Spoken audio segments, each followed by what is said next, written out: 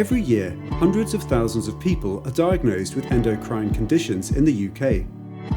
Current diagnosis of some endocrine conditions depends on measuring hormone levels by a single blood sample, usually taken in the morning. Diagnosis can be challenging and is often delayed. Meanwhile, the patient's condition worsens and they develop comorbidities.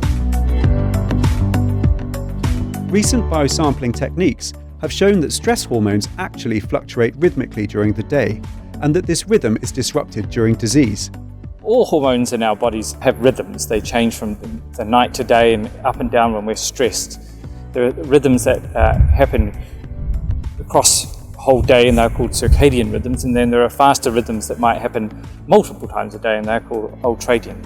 And both kinds of those rhythms are really important for keeping us healthy, and changes or disruptions in those rhythms can lead to diseases and often very poor health.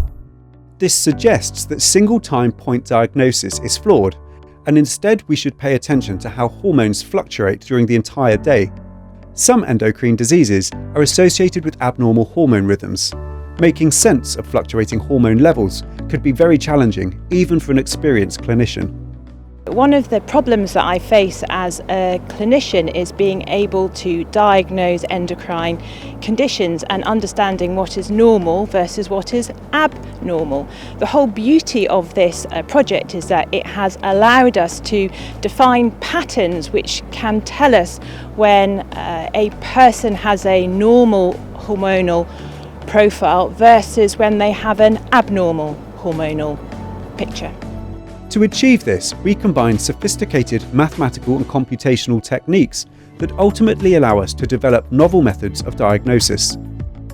Mathematics is really important. As you can imagine, looking at a person's rhythm over the course of a whole day, we get loads and loads of data.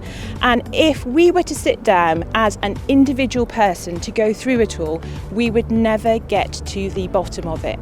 What we need to be able to do is to look at levels and patterns and interactions and themes that appear from the data. The beauty of mathematics is that it can do this really quickly and test to see whether or not those rhythms or themes are actually important and whether or not we should be using them to treat our patients. We are combining mathematical models with machine learning techniques to classify individual hormone profiles as either healthy or not healthy. Our algorithms will be integrated into a computer platform for clinicians to support diagnosis. In the long term, we envisage that these algorithms will account for individual features such as sex, age, diet, and sleep habits, enabling us to truly personalize the diagnosis of conditions associated with disruptive hormone rhythms.